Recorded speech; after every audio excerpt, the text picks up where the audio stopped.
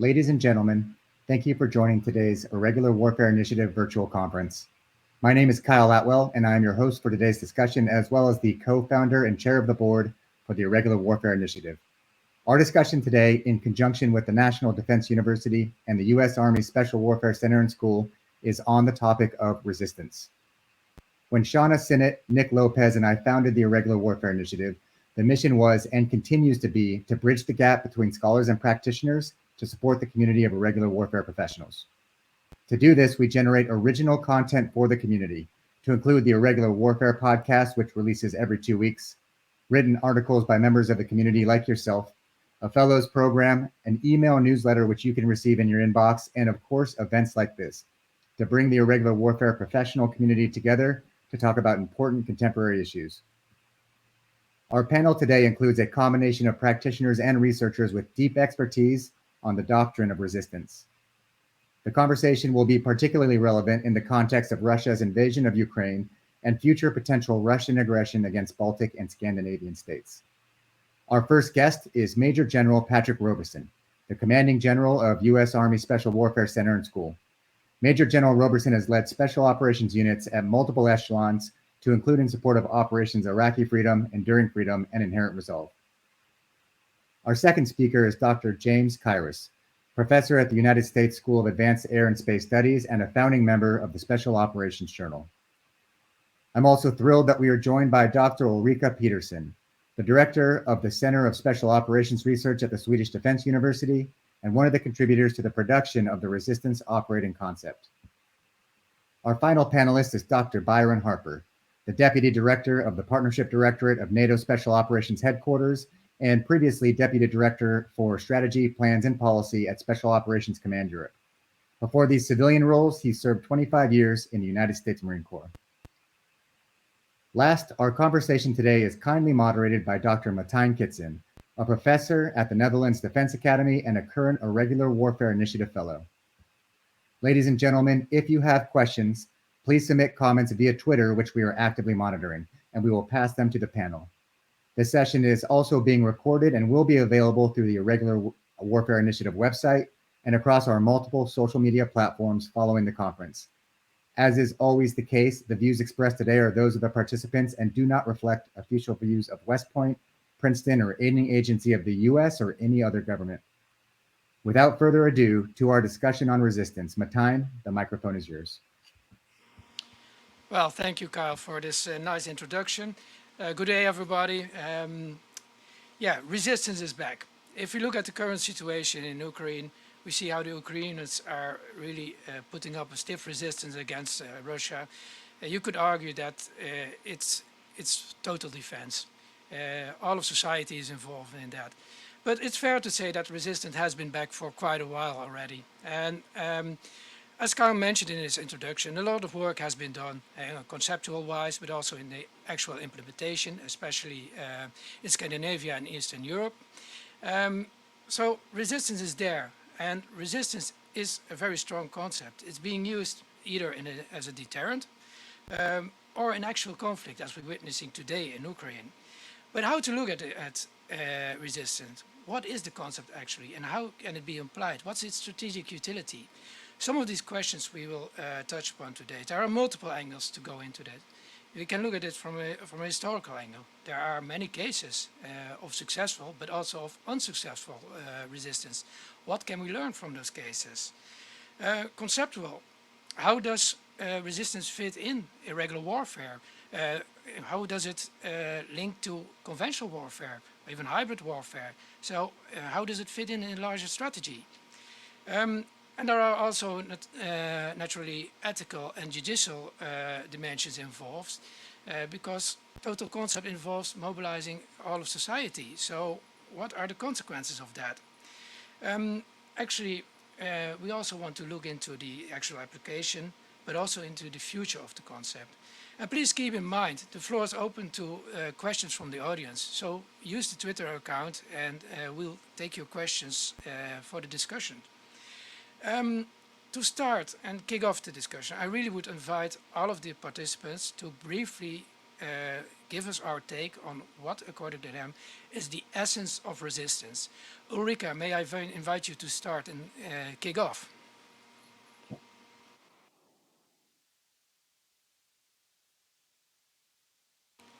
You're muted, Ulrica.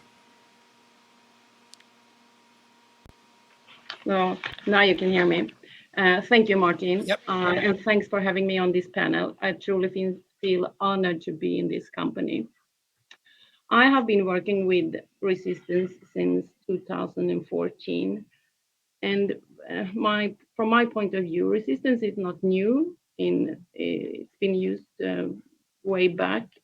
However, it has resurfaced on the agenda today that we can see in, for example, Ukraine. I think what is important is that it's not a military task. From a Swedish perspective, we talk about total defense and whole of government defense. And I think we need to take this seriously, and we need also to work with resilience before resistance, or at both of the time. We can't start doing it during a crisis or during war. It needs to be prepared in peacetime, and preferably with partners, and partners overseas or partners, from my perspective, around the Baltic Sea.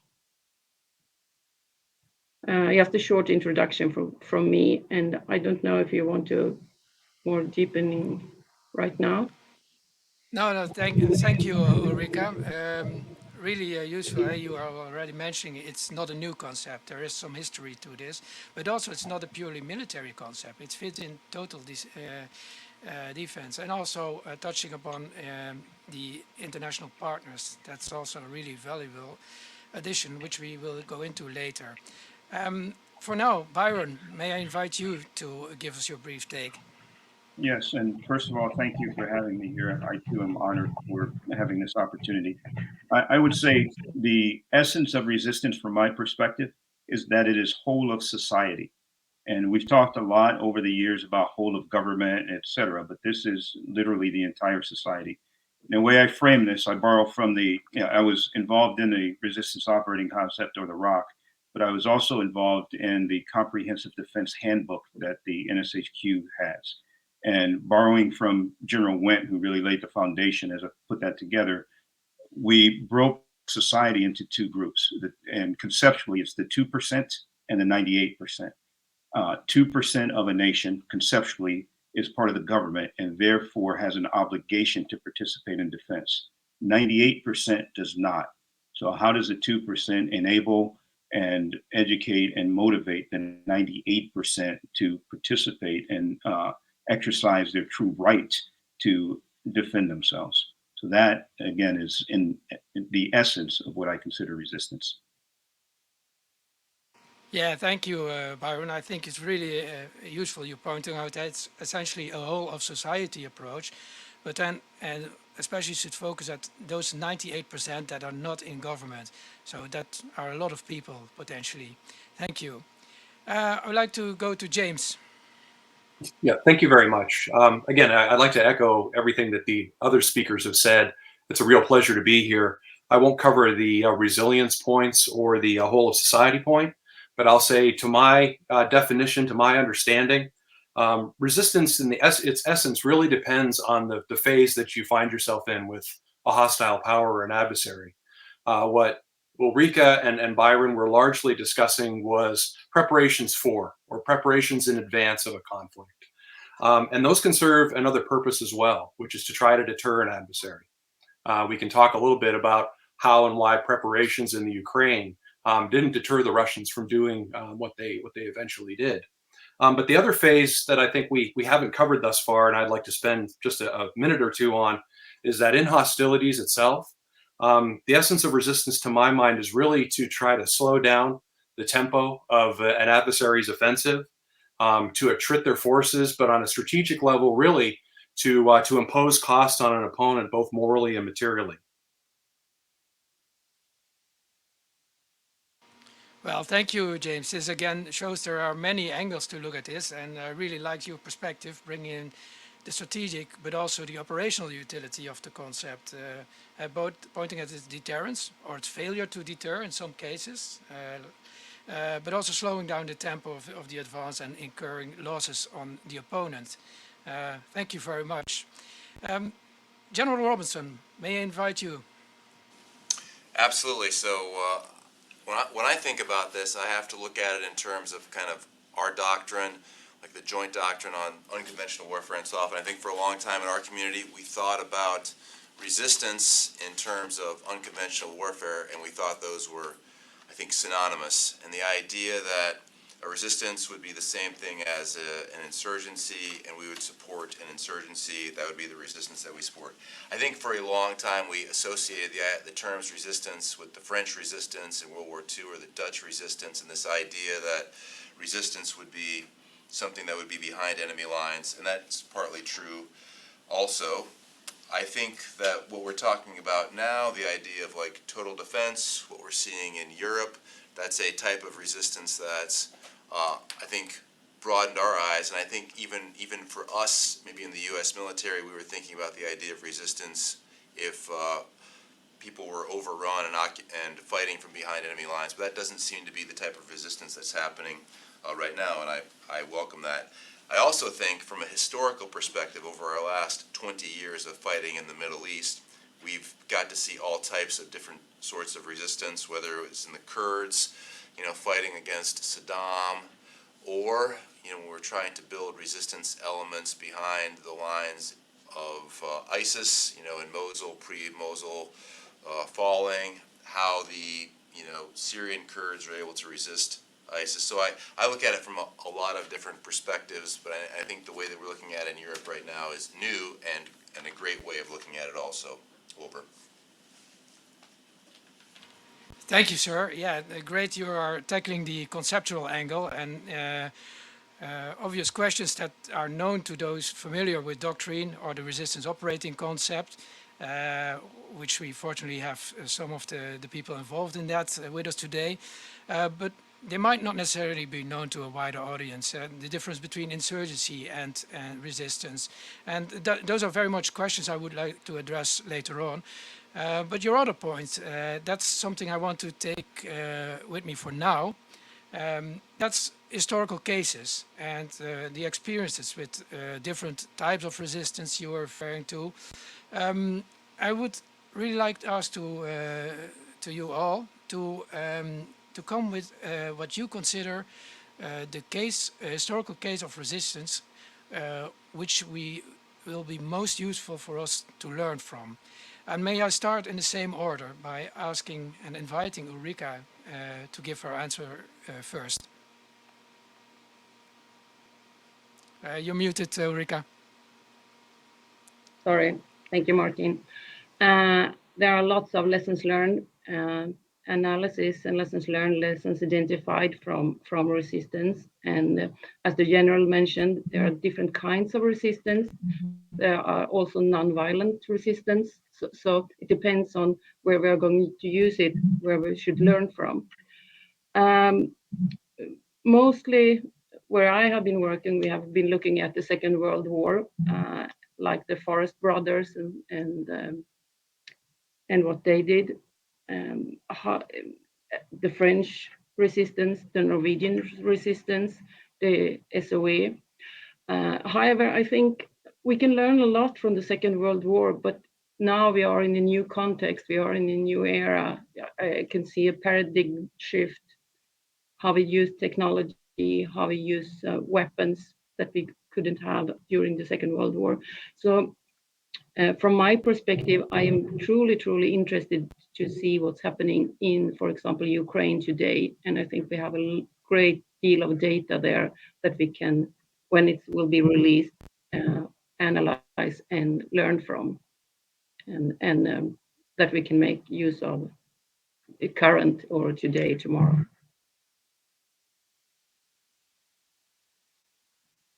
Yeah, thank you, Ulrica. I forgot to mention that please, any of the speakers, if you would like to react to what any of the others are saying, please do so through the chat, please. if I understand well, Ulrica, you're telling us resistance has a rich history. Of course, the operational environment has changed tremendously. You mentioned the Second World War and the forest resistance in what's Russia today. I think also in the Baltics. But the one prime case to learn from is Ukraine now. I think that's really a valuable insight. Yet there's still a lot of unclarity, and I think that's something we can discuss about later on as well. Byron, can I ask you? Yes, Martin, thank you for the question. When I think of the historical dimension of resistance, I think in three eras, and that's to get to modern times. Obviously, you can go back to prehistoric times and find examples of resistance. But thinking more contemporarily, I think there's a Second World War era, which was generally a response to failure. Failure of traditional defense, tanks, planes, etc., didn't work.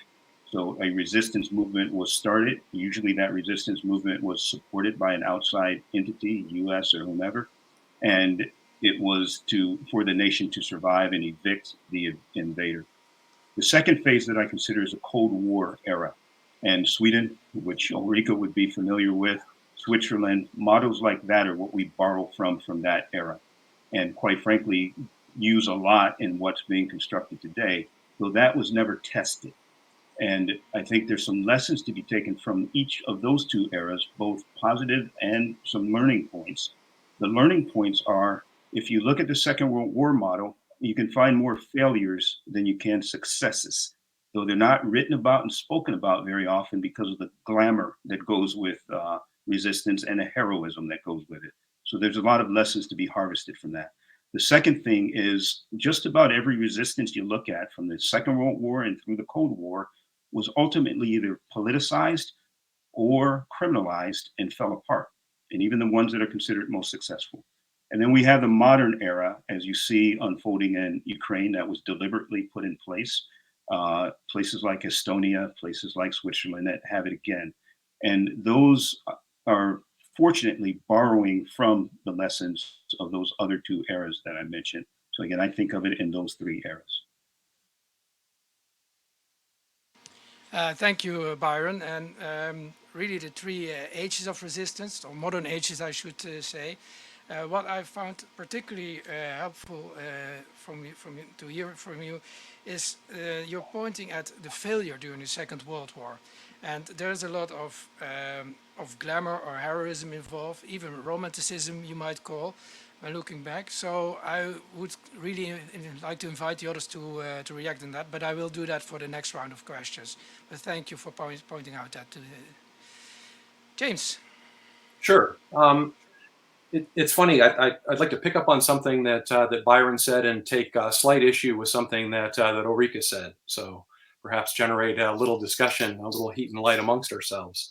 The general observation about Byron's eras is that in the more recent past, it seems to me the general observation you can make about success and failure of resistance organizations is that they are much more successful in occupied territories, particularly occupied democracies or occupied democratic states. There tends to be a greater success rate for resistance organizations or movements, and the failure rate can almost exclusively be ascribed to trying to conduct resistance in authoritarian regimes that have fairly significant security and monitoring services.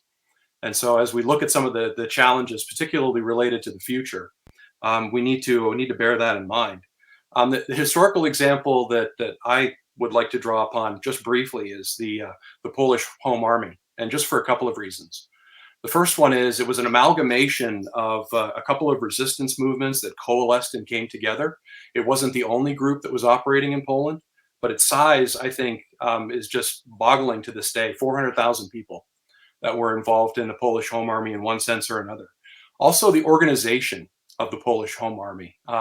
5 different sections, 2 different bureaus along administrative as well as functional lines, and the fact that they were able to commit 25,000 acts of sabotage. The third element that I'd just like to draw attention to with the Polish Home Army is the one related to, for lack of a better word, other events and geopolitics. You could have a successful uprising or an uprising that has to be undertaken at a time, at least according to its leaders, and it has the support of a government in exile, but may not be supportable from the outside by supplies, and may fall victim to alliance politics. And in this particular case, the U.S. and the U.K. and the Soviet Union. The issue with technology, I'll just put forward, is that we have a tendency when looking at modern campaigns to overanalyze to some extent and overascribe success to certain qualities and characteristics.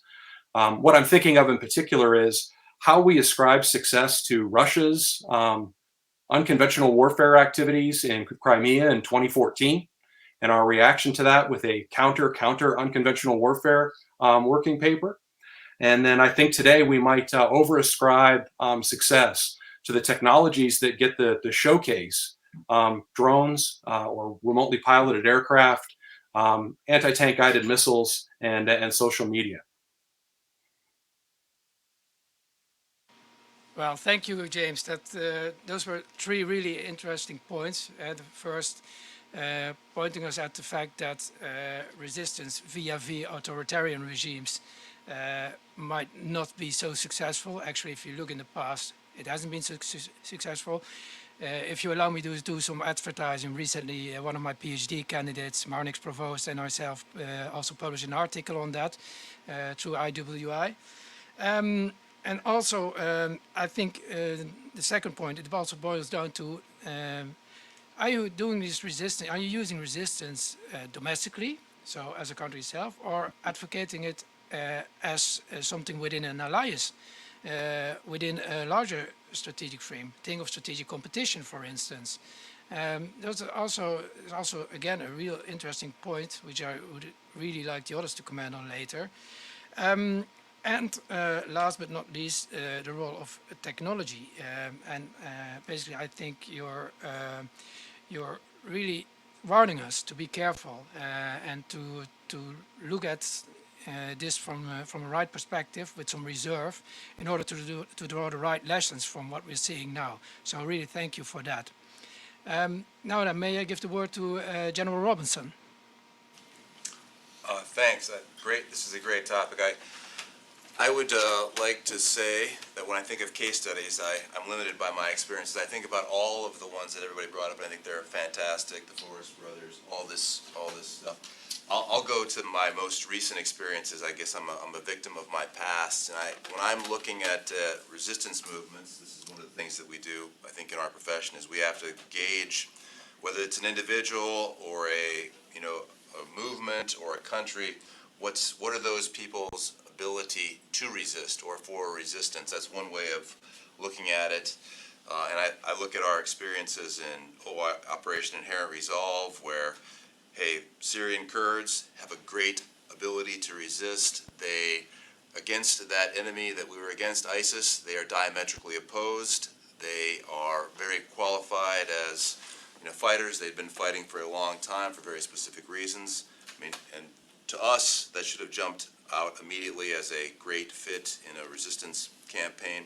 There are other pieces to that puzzle where we tried to get certain groups to fight against ISIS. Didn't work out. Their potential for resistance was very weak against the adversary that we had, put them up against or tried to put them up against for a variety of different reasons that kind of go into culture. And I think if you think about the Middle East or Central Asia, trying to superimpose that on other places, it's a bit of a stretch, but I think when you looked at the Ukrainians and the Russians, you could have made maybe Ukrainians are a lot like Russians, maybe they're not, maybe they don't have the will to resist. And I think these ideas about, do the people that you're trying to look at, do they have the will to resist, and how can they resist? I think that's one aspect. How are you judging the people that you want to resist? I think the other one, I think James brought up, how do you assess the enemy? Is the enemy an authoritarian regime?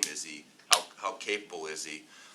Can he run a police state? Because if he can run a police state very well, your resistance force is going to be up against something that's very daunting and challenging.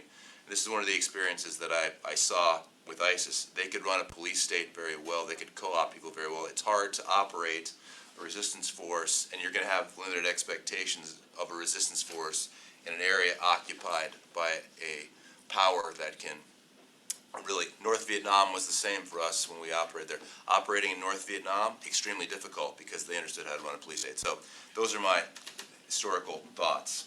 Over. Thank you, sir. I've got some reactions, people who want to follow up. Byron, I would like to invite you first. Yes, just a couple of thoughts on follow-up.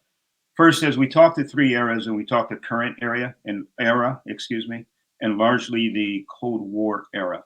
I think the difference between that and the Second World War model, and some of the things that we're dealing with today outside of Europe, is that the resistance we're talking about in the current era is resistance as a means of national defense and as a primary means of national defense. It may or may not be supported by an outside entity when the time comes, and Ukraine being a case where they are receiving some support, but resistance was in their national defense plans. They had passed laws for it. They put policies in place for it. It was a component, and a very significant component of their national defense. We tend to look at resistance from an outside perspective rather than as a national perspective, especially as Americans, where we do have some history of it, and even Cold War recent history, particularly in Alaska, but it's not normally considered a primary means of national defense. The second point is on failures. I think at the operational level is where we can harvest some lessons. And Martin, I'll look back at some of your history. Operation Englandspiel during the Second World War, where between 1942 and 1944, through the OSS and everything, 54 Dutch resistance fighters were reintroduced to the Netherlands. All 54 were captured, 50 of them were killed, all supplies were captured, and the Allies were none the wiser for 2 years. And there's a lot of things that can be unraveled from that. And there are other examples as well around the globe and throughout history that I think we'd be well served for reharvesting and studying those lessons. Thank you, Byron. And James, you wanted to comment as well. Yeah, first of all, great points everybody's bringing up here. I just wanted to emphasize something that Byron was just discussing, which is in looking at those failures that occurred. Not only the assessments, but the biases that were at work within the organizations, within SOE in particular. They missed several fairly significant operational security clues. In essence, they were seeing what they wanted to see when they were sending agents in and getting the reports back to them. In other words, they expected success. They didn't expect failure. So that's a point. A second one that I just like to bring up is related to something that the general said, which was in essence, his experience trying to sort of weld together, for lack of a better word, a resistance that was existing in a fairly complex civil war. And my point here is, as an external power, one of the challenges that we face in our assessment process is just trying to make sense of the environment, who the actors are, and try to deal with some of the political and strategic consequences that sometimes the most capable actor that's in that battle space may not be the most desirable or the most palatable one politically, which can raise some challenges.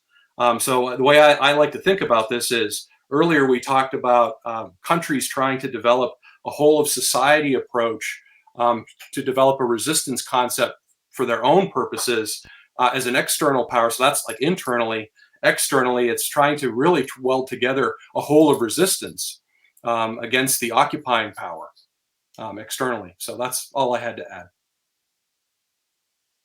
Yeah, great addition. Thank you, James. And Ulrica, over to you.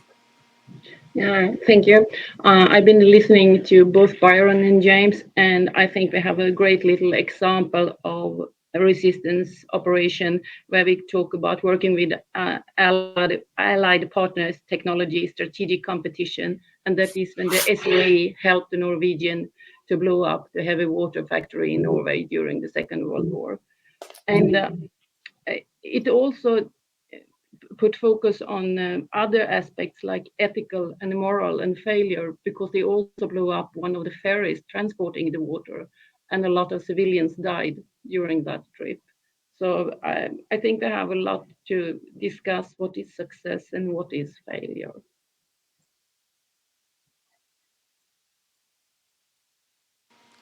Thank you, Ulrica. Then my follow-up question to all of you, just to wrap up this historical part, is what way can we learn best from history? And this is basically, it's inspired by the comments of some of you. Byron's comment on heroism and romanticism, that's surrounding the resistance operations of the past. James' take on technology, and as well, Ulrika has also made some comments about learning from the past, and a general point that recent experiences. Of course, we know the current emphasis, there's a lot of emphasis on resistance and the implementation of resistance concept, we'll come to that, but how we make sure we are capturing the right lessons that allow us for really an implementation, a sound implementation of the concept. So if I just might ask you to react to that. Ulrika, can you go first? Yes, I think that both the resistant operation concept and the comprehensive defense handbook has worked out from earlier lessons and tried to put them in there. And but I think the most important thing is that the nations that we are talking about that eventually will do resistance, if they are small nations, they can't be clustered because they have different conditions to work out from. And they have, for example, geographical aspects, laws and regulations. Some of them has bordered the hostile nations. Some are parts or members in NATO and European Union, and some are not.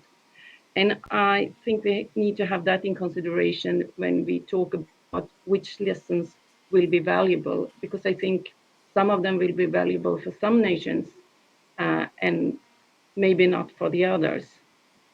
However, they have one thing in common, and they also want to protect their nations and sovereignty. Um, and as you said, Martin, it is also important to think about it. It's a difference between protecting your own soil and helping other nations. I'll stop there. Yes, thank you. But some really important points you're raising here. While resistance, it's a generic concept in that people are defying an occupier or an opponent. It calls for like an approach that fits the unique local society, and then also looking at this from both the point of the resistance as a domestic activity and as an activity you are supporting as a nation. So I think that offers some great guides to those wanting to invest it further in history. Thank you, Ulrika. Byron. Yes, I think as far as learning from history and applying it, and when you say we, it implies that there is a collection of, a body with mutual interest. And there actually is, a community of interest has formed around this topic, and many of them are within that community of interest have broken off into communities of action that are actually implementing resistance, some of which is being tested right now. So, in that sense, I think in the collective we, the ability to learn from history comes from the network aspects of the community of interest. And they're sharing ideas and sharing best practices, many of which are harvested from history. So it really boils down to, in that sense, establishing what I would call intellectual interoperability, where we can understand each other, we can share ideas, we can share best practices, and we're not talking around each other, which is not becoming an echo chamber, but it is establishing the ability to communicate and share these lessons, both historical and real time. Yeah, thank you. I really like this term of intellectual interoperability. I think especially given the strategic frame we're in, strategic competition, and we need to work together So it's even more important today. Thank you for that, Byron. James, may I go to you? Yeah, absolutely. It's funny. I was listening to the two previous speakers, and that sparked definitely a couple of thoughts. I hate to be the one to sort of run with the "it depends" answer. Somebody had to broach the subject, so I'll incur the penalties for that. But it really, the lessons from history you draw depend on what purpose that they serve, I guess. And what I mean by that is, are you looking primarily for academic explorations or operational ones? Are you looking for functional lessons learned, or are you looking to better understand success and failure in context? Um, so as an academic, I like to look at things, sort of more longitudinally and latitudinally with a little bit of distance. And one study that I would bring up that I particularly refer to, I think it's an excellent study for longitudinal work, is Will Irwin's JSOW monograph from 2019 called "Support to Resistance." And really, what he looks at in that monograph is quite frankly, the conditions under which resistance and support to resistance has succeeded, depending on the type of activity that you're engaged in. I also found myself looking back on a couple of old sort of oldie goldies from the 1950s, and particularly the Trinity that was written by the author Otto Heilbrunn, Communist Guerrilla Warfare, Partisan Warfare, and Warfare in the Enemy's Rear. And there are some just marvelous little nuggets and assessments and evaluations that are contained in some of those that, quite frankly, are sitting in library shelves, waiting to be discovered. Yeah, thank you. Thank you. Really great comment, James. I think also encouraging for those students who want to delve into that. Certainly something for staff college or for those pursuing an MA in the military strategic field. General, sir, may I ask you for a reaction? Yeah, I think when it comes to lessons, I think I'm going to speak from a bit of a parochial practitioner approach. I think our job here is to, when we're talking to each other, everybody kind of knows generally what we're talking about when we talk about resistance. I see my job and others is to explain like what's going on to some degree in the Ukraine, or what is total defense to my other general officer brothers. As a lesson from history, I think we could explain, like, just so you understand, what you're seeing right now was not just the culmination of something that happened yesterday. This was something that took a long time to develop. There's a part of history to this. There's a part of preparation to this. This took a long time to roll out the way that it did for a variety of reasons.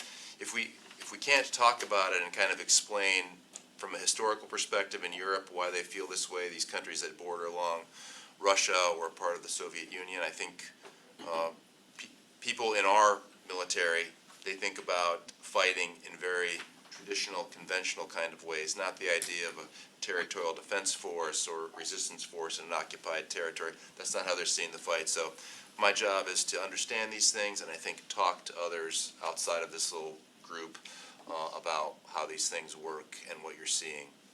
Over.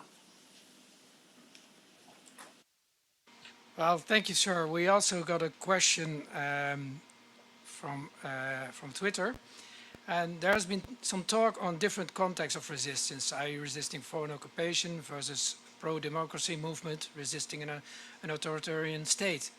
And the question goes, what would be the panel's thoughts on difference between these, and how are these useful for practitioners and scholars? And I particularly would like to invite James and Byron to comment on this. James, may I ask you to start? Yeah, absolutely. I'll talk a little bit just from some of the works that have been produced on this. Gene Sharp has produced probably the greatest handbook on civil resistance that's out there. It lists several hundred different actions that one can take, and I believe it's quoted in the resistance operating concept. But more importantly, is Erica Chenoweth's work. I don't know if most folks are familiar with it, Why Civil Resistance Works. And in essence, after a statistical study, she concludes that nonviolent resistance works much more effectively than violent resistance, particularly against authoritarian regimes. The challenge for nonviolent resistance movements, unfortunately, is that they have to be willing to absorb the first blow from that authoritarian regime. In other words, they have to be willing to push that regime to the edge to provoke a response. Interestingly enough, sort of not unlike some of the terrorist movements thought in the 1960s. If we show what the nature of the state really is by provoking democratic regimes into responding in an authoritarian manner, they'll reveal their true nature. So you have to be willing to absorb the casualties in that, and that cuts to a question that I think we'll get to a little bit later, which is the ethical question. Are we willing to support those movements in the knowledge that they are likely willing, or they will likely take hundreds of, if not thousands of casualties in reprisal? So that's at least the primary difference about nonviolent resistance. I'll cede the floor to Byron if he wants to talk about resistance to foreign occupation. I think he's better served to discuss that. Please go ahead, Byron. And first, I'd like to say, with James's answer regarding nonviolent resistance, I'd like to really reinforce that. I think if you look at it statistically, nonviolent resistance has been successful more throughout history than violent resistance for a number of reasons. Each has their utility, however, obviously. Having said that, I read the question a bit differently than James as well, because with nonviolent resistance, I see that more as a method than the objective. And I read the question as the objective. Is the objective to evict an occupying power, or is the objective to overcome, overthrow, whatever term we want to use, replace a currently seated power, whether it was legitimately seated or not? And what I focus on, as James, fortunately pointed out for me, is the former, the occupation by a foreign power. And how do you evict that foreign power, regardless to how long they've been in place? So again, I would separate the two from an existing government versus an occupying power, and then look at the method that you use, whether the method involves violence or the method does not involve violence.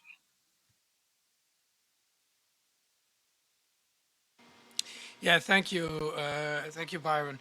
From my own experience, let's say there's if you're facing an authoritarian regime, they will use indiscriminate violence and impose hardship on civilians. And like James said, there is really an ethical dimension into this. So I would like to use this as a bridge to get into the ethical and judicial standards. And I think there's a huge difference here, as we have been discussing about, are you doing this either domestic or are you doing this abroad? And then, like Byron emphasized, are you supporting resistance against an occupying power or against a legitimate power which is ruling that country? So there are huge, there are many different angles again to this. And with regard to legitimacy and judiciary, I know that concepts like the ROC, resistant operating concept, are referring to this. But really great to hear your opinion on what are the salient issues here and how can we prepare ourselves for hard moral choices, either at the strategic or at the operational and tactical level.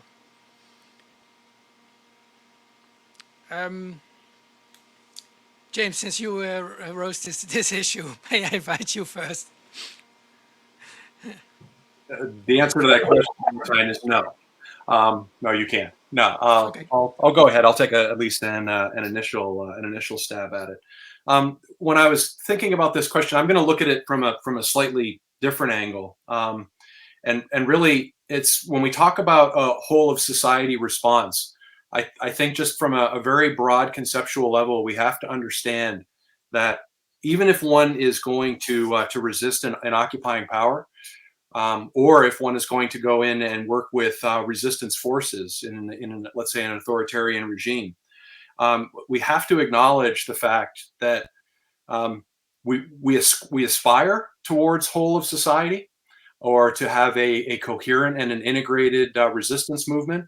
But the reality is there's going to be a segment of the population that is going to side with either the occupying force or is not going to buy into the values of the resistance.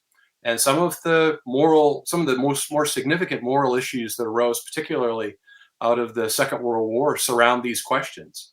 How does one deal with this? I'm always reminded of the fact to be sensitive of using the word to this day with some of my European colleagues. Don't say you want to collaborate with them, because collaborator has it's still a loaded term to this very day for some of those reasons.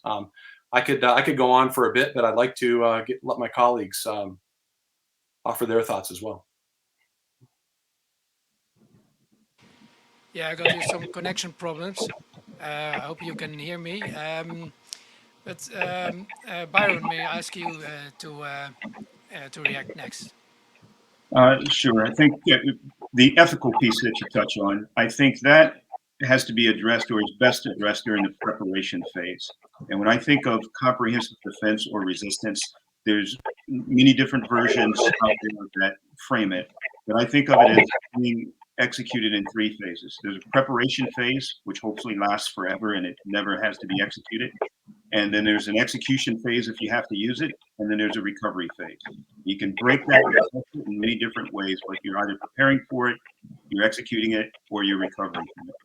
So in the preparation phase, I think laws being put in place, consideration for reconciliation after it's over to take care of those civilians who did participate in that defense, and then preparation in the sense of resilience, helping the society prepare themselves in a way that they can absorb that shock and recover from it. I think ethically, those are three areas that a government can focus percent in order to prepare ethically in the sense of ethics for what will occur to the 98% or that portion of them that do participate. Thank you, Byron. Ulrica, may I ask you? Yeah, may I say something about nonviolent resistance first? If anyone is interested, I just it come to my mind that Dr. Richard Schultz at Fletcher University has written some on nonviolent resistance. Back to the question, I think to resist, and if we are talking about the whole of society, resistance is for brave people, and you can't force people to resist, and most of them or parts of them will be very frightened. So I think this is a question about defense will. The population in every nation that are going to resist are extremely important. And I think there might be a difference between nations that have been under occupation and those that haven't. Therefore, it's vital to educate and foster defense will during peacetime. But I also think that all nations have potential to raise the defense will. And I don't think you can be sure of how the population will react until they are actually attacked.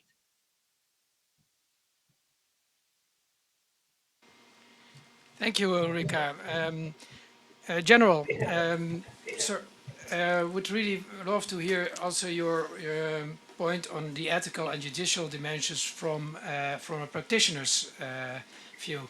Well, I have lots of different ethical perspectives and lenses I think to look through on the resistance piece, and I'll just talk about one that we talk about in our formation a lot, which is what did you promise, or what did you tell your partner that you're going to do?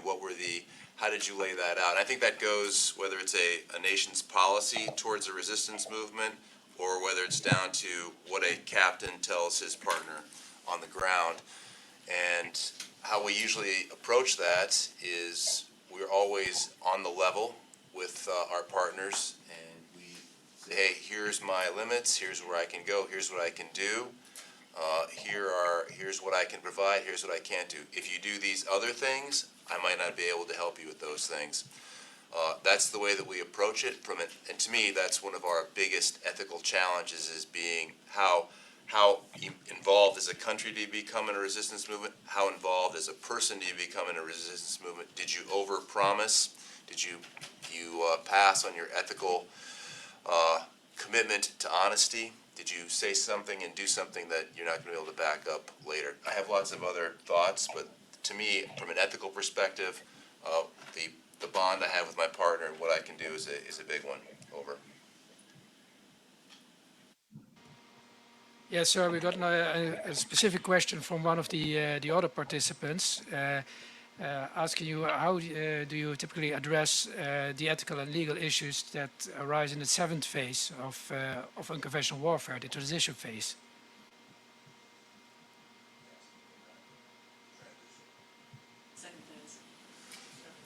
Seventh, you're talking about, I assume, like one of the last phases. How do you transition a movement out? Well, I think that in our little Robin Sage exercise that we do, we run through all those phases, and at the end, you demobilize the military. But I think or your force, and I think that's something that we're always thinking about is what is a fair and equitable way if hostilities are done and you have an overage of military capacity in the form of people that want to fight. Yes, how do you transition those people into something else? And I think that goes along with what are the promises that you made to this group at the end? What are their expectations? How do you meet those expectations so that you can, really prevent further fighting and bloodshed and bring peace and prosperity or whatever you hope to? And I think that thinking about that off-ramping piece and how you derail it is a very big part. It's not the part that most people think about, but having done it a few times, it's very critical. And there's police, and there's civil, there's all kinds of different off-ramps for these kinds of things. Border patrol, just go back home, you get a pension. I mean, I've done it a few times, but I will say that you always have to think about that. You can't build something that you can't deconstruct later in a positive way. Over.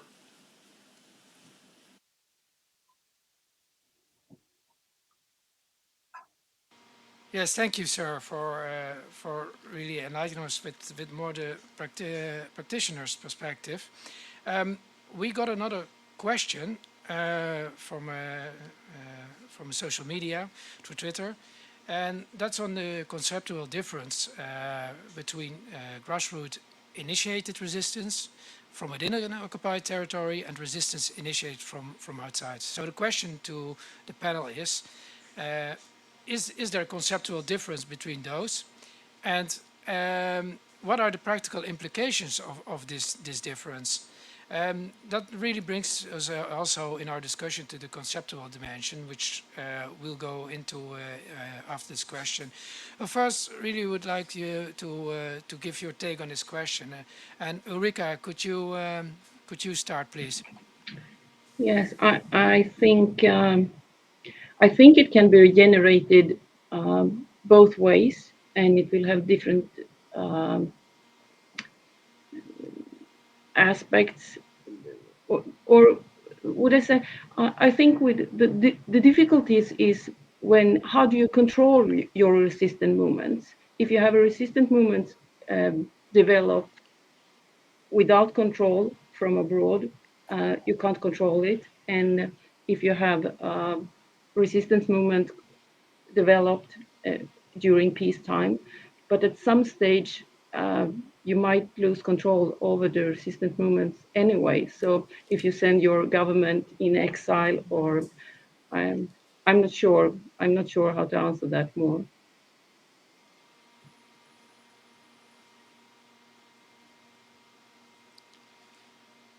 Okay, then we go over to Byron. Byron. Sure. Conceptually, the difference I see is going to be in the effectiveness of that resistance, and it's probably a result of preparation.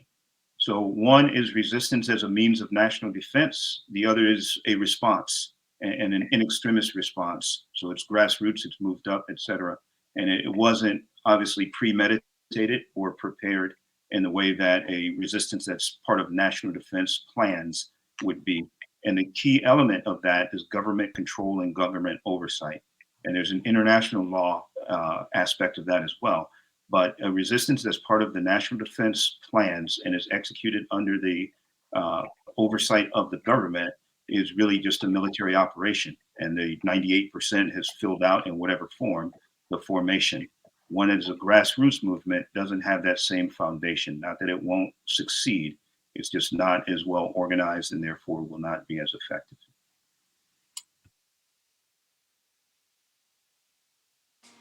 Thank you, James. Yeah, sure. Just conceptually, I would boil it down to two differences. One is a difference in stakes, and what I mean by that is for those who are already existing under occupation, their choice, their stakes are really victory and life and freedom and liberty, or it's death. For those who are externally supporting them, the consequences may not be so grave. So I almost see that as a difference between almost an asymmetry, if you will, of commitment. The second thing is, and the difference between a grassroots one and an externally developed one is a difference primarily in understanding. And so, those at the grassroots level are going to have just so much better understanding of the localized conditions and, more importantly, the localized politics that are going to play such a significant role in any resistance operations at the tactical and at the operational level. So, if I had to boil it down to two things, it's stakes and commitment versus understanding.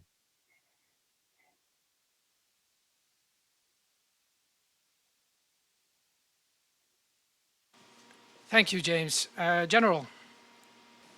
Yeah, I was just going to add, I think I've seen this work out several different times. I think in 2003 in Iraq, we tried to bring in some outside folks that had been in exile for a while. That did not work very well at all. They didn't prosper or do well.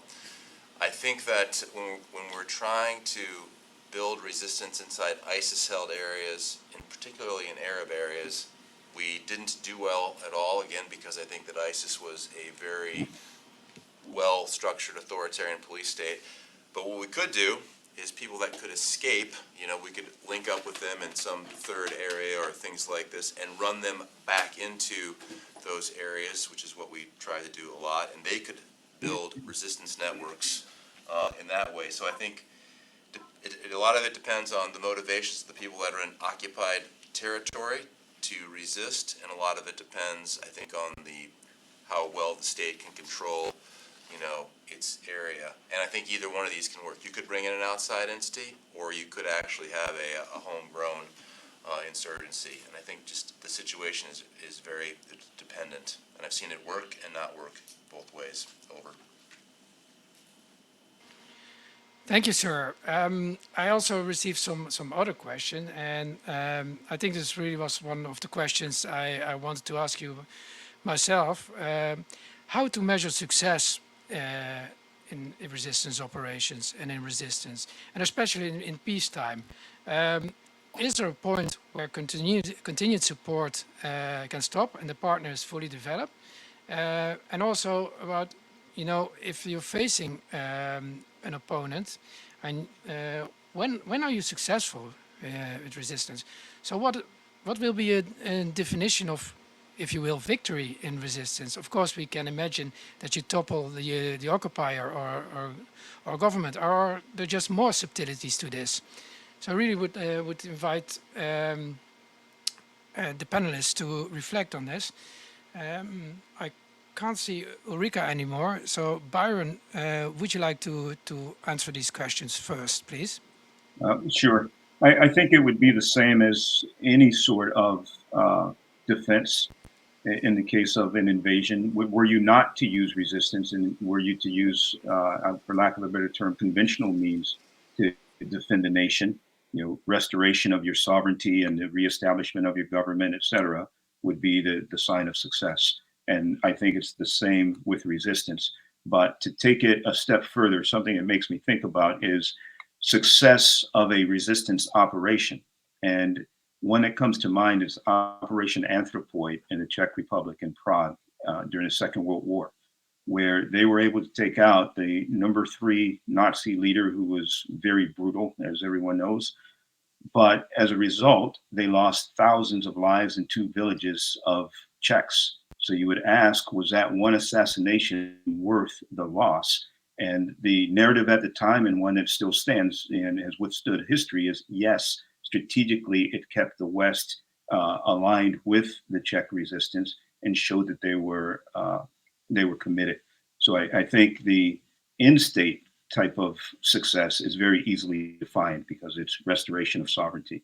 It's the intermediate activities that occur where it's going to be much more difficult to define success. Thank you, Byron. James, may I ask you? Yeah, sure. Just really quickly, in trying to measure success of resistance, you run into the sort of the perennial problem that we have trying to measure success in any sort of military activity. And so you've made I think the distinction between measuring the success of resistance in preparation, which is akin to almost measuring, how does one measure resilience, and how does one measure deterrence, and if deterrence is being effective, if those are two elements of resistance prior to hostilities.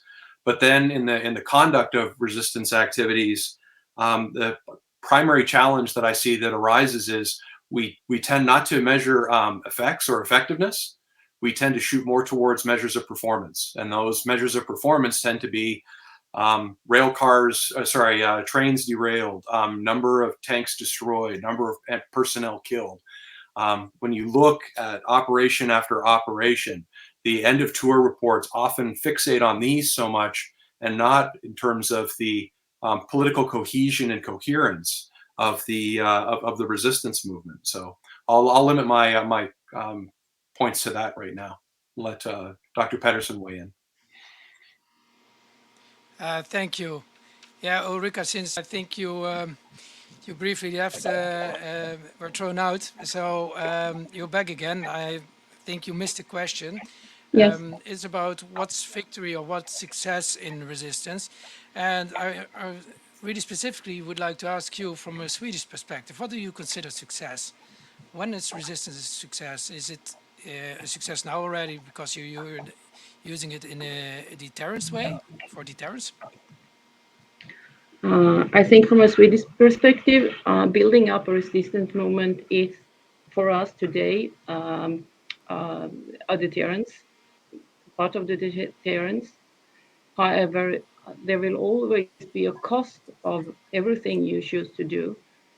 For example, if we go back to the examples from the Second World War, even if the resistance operations was a success, there could be punishment later after. And sometimes we don't always connect them to each other, like Byron talked about earlier.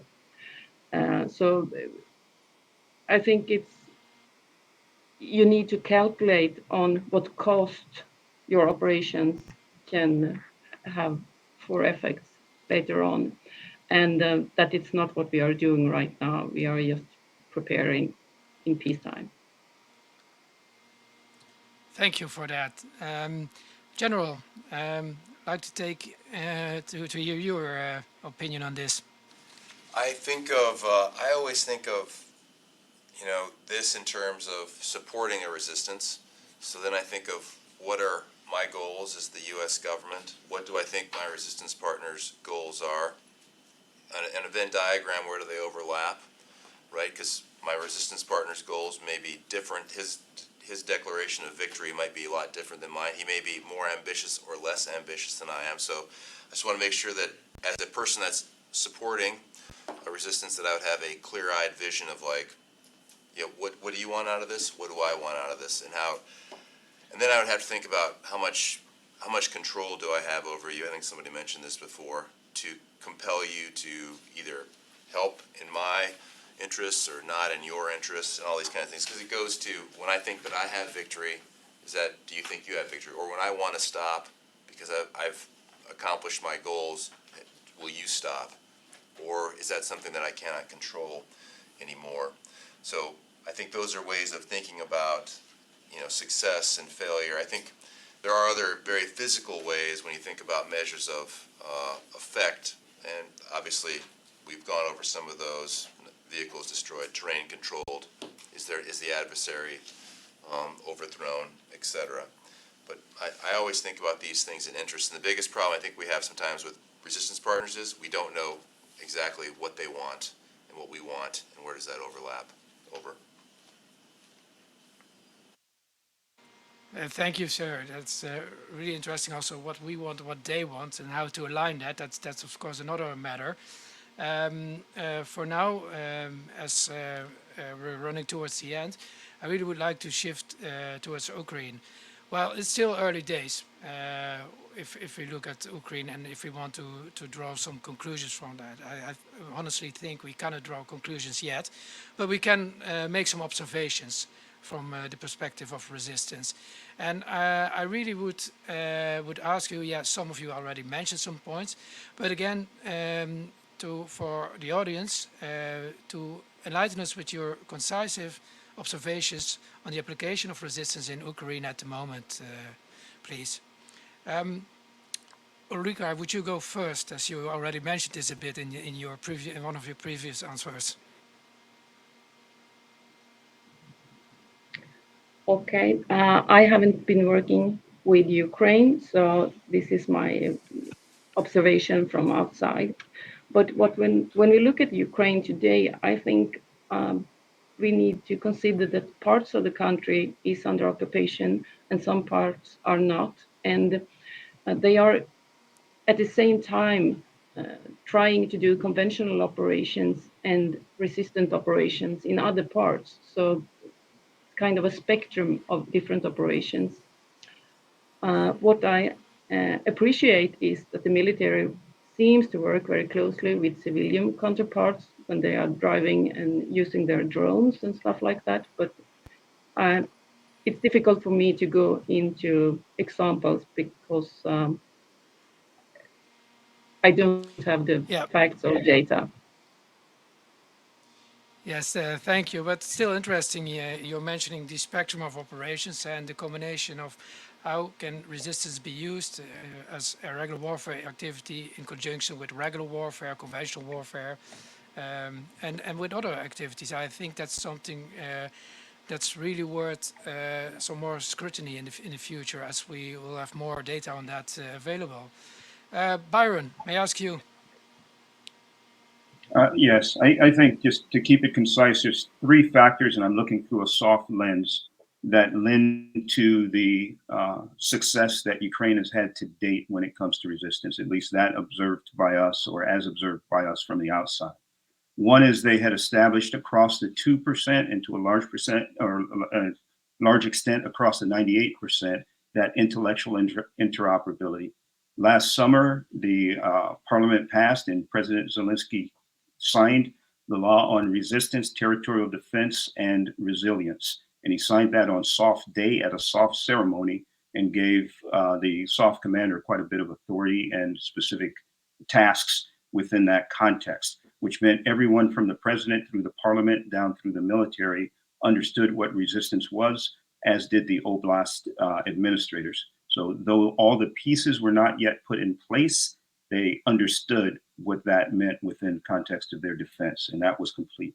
The other thing was unity of effort for those that assisted them, and to take nothing away from the Ukrainian talent and their grit that they're showing right now. There was quite an international effort to support them, a large portion from the US, but from several other nations as well, about 17 of them that were all tied together in a quasi command structure and made sure that there was one unified voice and approach to assisting the Ukrainians as they prepared their defense.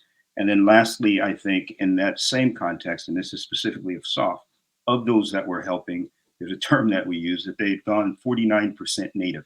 In other words, they understood the Ukrainian situation enough to empathize with the Ukrainians and be able to actually add valuable contributions and advice and assistance as they did it.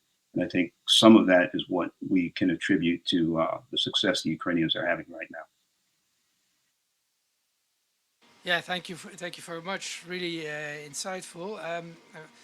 Come maybe back to one of the issues later. James.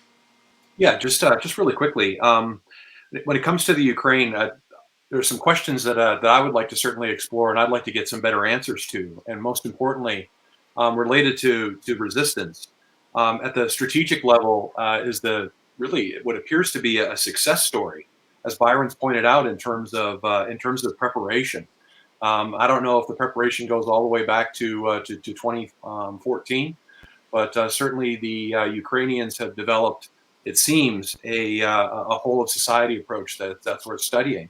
But there's also a failure aspect to that, which is why, with the preparations they undertook, did that not deter Russia from invading or going on the offensive? I'm just very, very curious about that. It has some interesting implications for other parts of the world. I'm thinking specifically of Taiwan. Operationally, in the Ukraine, I'm thinking be very interesting to explore the issue of resistance from the transition from defense to offense, how and when that occurred, and how it was, whether it's a supported or a supporting relationship with conventional forces, with resistance forces or not, of the type that Dr. Pettersson mentioned. The other thing I'd like to just sort of pile onto something that Byron mentioned, which is when we draw lessons from the Ukraine case study, I don't know if we understand really how unique this is, and not just unique in terms of its own context, but just the scale of overt assistance that's being provided. I believe that Congress passed today, or the president signed, a 40 billion in additional more aid for 54 billion total, and the fact that we and other states are doing it as overtly as before is just unprecedented. Normally, support to resistance tends to be done covertly or clandestinely, at least until there's an uprising, at least as I understand it in Doctrine. So those are sort of my thoughts. Thank you, James. Sir, I ask you. Yeah, absolutely, and I think some great comments were made. I'll just hit on about three that may overlap a little bit, but I think one of the things we have to look at and say is the resistance concept that the Ukraine developed, and I'll say it happened, just recently, as Byron pointed out, which is amazing. They are far more successful, I think, than even they thought they were going to be, and the Russians are far more unsuccessful than we thought they were going to be. So that's something to think about. And I think what that goes to, and part of this may be a technology piece, part of it's a will of the Ukrainian people. I think that as you look at this, you see that everybody can be a resistance fighter, with their phone information. Maybe the entry-level cost of being a resistance or supporting a resistance movement with your phone is not as high as it used to be with technology. So that's something to think about as we look at this and how we can import it or not import it, or what others see in this fight. And then on the resistance piece, I think it is interesting because the idea that this resistance architecture failed because we think maybe Russia failed to believe that it was going to impose these kind of costs on it. I think the interesting thing that we could take away too is deterrence is about knowing, I think, what your adversary has and his willingness to use that weapon, whatever it may be. I think the world perhaps now sees, as Russia sees, like, oh, resistance actually is a tool that nations can wield against an aggressor, and maybe other nations would take this into account in the future. It's much more of something that we can say this has a deterrent effect. You should think about this when you're thinking about wielding power against another country. Over. Thank you, sir. Well, we have come to the end, so I really would like to wrap up for now. A huge thanks to the panelists, and of course to IWI for organizing this panel. I think it was hugely interesting in showing us the different angles to resistance, and we have delved into the historical angle, touched upon conceptual as well as ethical and judicial issues, but also looked at the practical application, either in domestically in some countries, but also what we see now in Ukraine, definitely also from a domestic, but also from a supportive point of view. And perhaps we have a bit run out of time because we also wanted to discuss the future, especially the near future of the concept. But I think the panelists, they have spawned some great questions for you as IWI community to look into in the future.